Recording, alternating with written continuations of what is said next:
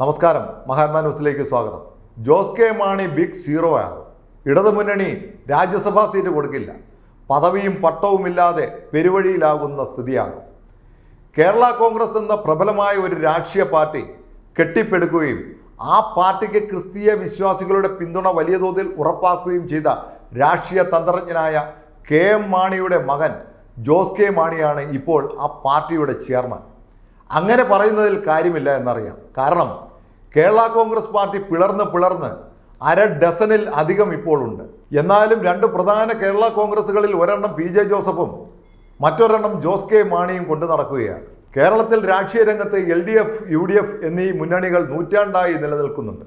ഇവരാണ് മാറി മാറി കേരളത്തിൽ ഭരണത്തിൽ വരിക. ഇതിൽ UDF എന്ന കോൺഗ്രസ് നയിക്കുന്ന മുന്നണി രൂപീകരണത്തിലും നിലനിർത്തി പോകുന്നതിലും മുഖ്യ പങ്ക് വഹിച്ച ആളാണ് K M Mani. K M Mani മരണപ്പെട്ട ശേഷമാണ് മകനായ ജോസ് കെ മാണി തലപ്പത്ത് എത്തുന്നത്.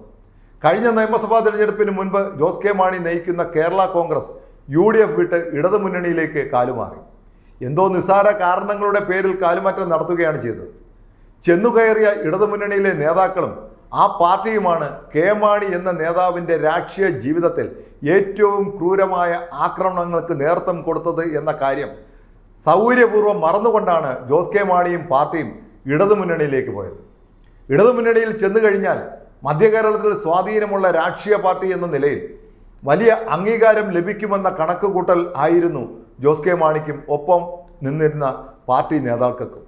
ഫലത്തിൽ അതൊന്നും ഉണ്ടായില്ല എന്നതാണ് സത്യം. മാത്രവുമല്ല, തെരഞ്ഞെടുപ്പിൽ പാലാ നിയമസഭാ മണ്ഡലത്തിൽ മത്സരിച്ച ജോസ് കെ മാണി തോൽക്കുകയും ചെയ്തു. നൂറ്റാണ്ട് കാലത്തോളം ആ മണ്ഡലത്തെ സ്വന്തം കൈക്കുള്ളിൽ കൊണ്ടു നടന്ന മാണിയുടെ മകൻ സ്വന്തം മണ്ഡലത്തിൽ പരാജയപ്പെട്ടപ്പോൾ ഇടതുമുന്നണി നേതാക്കൾ ജോസ് കെ മാണി എന്ന നേതാവിൻ്റെ ജനസ്വാധീനം എത്രയെന്ന് കണ്ടറിഞ്ഞു. അതുകൊണ്ട് തന്നെ കാര്യമായ പരിഗണന ഇടതുമുന്നണി പിന്നെ നൽകിയതുമില്ല. ഇപ്പോൾ UDF കാലത്ത് കിട്ടിയ രാജ്യസഭാ അംഗത്വം കൊണ്ടു നടക്കുകയാണ് ജോസ് കെ മാണി. അതിൻ്റെ കാലാവധി ജൂൺ 25 തീരും. പുതിയ തെരഞ്ഞെടുപ്പിൽ രാജ്യസഭാ സ്ഥാനാർത്ഥിയാകാൻ ഇടതുമുന്നണി ജോസ് കെ മാണിക്ക് അവസരം കൊടുക്കില്ല. 3 രാജ്യസഭാ സീറ്റുകളാണ് കേരളത്തിൽ ഒഴിവ് വരുന്നത്. തെരഞ്ഞെടുപ്പിൻ്റെ സമ്പ്രദായം അനുസരിച്ച് 3 സീറ്റിൽ തെരഞ്ഞെടുപ്പ് വന്നാൽ 2 സീറ്റ് ഭരണകക്ഷിക്ക് ലഭിക്കും. 3ാമത്തെ സീറ്റ് പ്രതിപക്ഷത്തിന് പോവുകയും ചെയ്യും. ഈ 2 സീറ്റിൽ 1 സീറ്റ് LDFിൻ്റെ 1ാമത്തെ കക്ഷിയായ CPMന് അവകാശപ്പെട്ടതാണ്. അത് അവർ വിട്ടുകൊടുക്കുകയുമില്ല. ശേഷിക്കുന്ന 1 സീറ്റ് ഇടതുമുന്നണിയിലെ 2ാമത്തെ വലിയ പാർട്ടിയായ CPIയുടേതാണ്. അവരത് വിട്ടുകൊടുക്കുകയുമില്ല. കാരണം നിലവിലെ CPI രാജ്യസഭാ അംഗമായ ബിനോയ് വിശ്വത്തിൻ്റെ ഒഴിവാണ് ഉണ്ടാകാറുള്ളത്. ആ പദവി അവർക്ക് തന്നെ കൊടുക്കുകയല്ലാതെ ഇടതുമുന്നണി മറ്റൊന്നും ആലോചിക്കുകയില്ല. മാത്രവുമല്ല, ഇടതുമുന്നണിയിൽ CPI 17 നിയമസഭാ അംഗങ്ങളാണ് പാർട്ടിക്കുള്ളത്. ജോസ് കെ മാണിക്കാവട്ടെ കേരള കോൺഗ്രസിനാകെ ഉള്ളത് 5 നിയമസഭാ അംഗങ്ങളുമാണ്. രാജ്യസഭാ സീറ്റ് നൽകിയില്ലെങ്കിൽ പകരമായി മുൻ മുഖ്യമന്ത്രി അച്യുതാനന്ദൻ വഹിച്ചിരുന്ന ഭരണപരിഷ്കാര കമ്മീഷന്റെ ചെയർമാൻ പദവിയാണ് ജോസ് കെ മാണി ആഗ്രഹിക്കുന്നത്. ഈ പദവിയിൽ പുതിയതായി ആരെയും വെക്കേണ്ടതില്ല എന്ന തീരുമാനം ഇടതുമുന്നണിയിൽ നേരത്തെ കൈക്കൊണ്ടിട്ടുള്ളതാണ്. അത് ഇനി ഭേദഗതി ചെയ്ത് കേരള കോൺഗ്രസിന് കൊടുക്കാൻ തീരുമാനിച്ചാൽ ഇടതുമുന്നണിയിൽ ഭിന്നതകളുണ്ടാകും. മാത്രവുമല്ല, സാമ്പത്തിക പ്രതിസന്ധിയുള്ള സർക്കാർ അനാവശ്യ ധൂർത്ത് നടത്തുവാൻ ശ്രമിക്കുന്നു എന്ന പരാതിയും ഉയർന്നു വരാൻ സാധ്യതയുണ്ട്. മാത്രവുമല്ല, ജോസ് കെ മാണിക്ക് ഈ പദവി നൽകിയാൽ ഇടതുമുന്നണിയിൽ ഇപ്പോൾ തന്നെ രാജ്യസഭാ സീറ്റിന് അവകാശം ചോദിച്ചുകൊണ്ട് നിൽക്കുന്ന ജനതാദൾ, NCP പാർട്ടികൾക്കും ഇടയുന്ന സ്ഥിതികളുണ്ടാകും.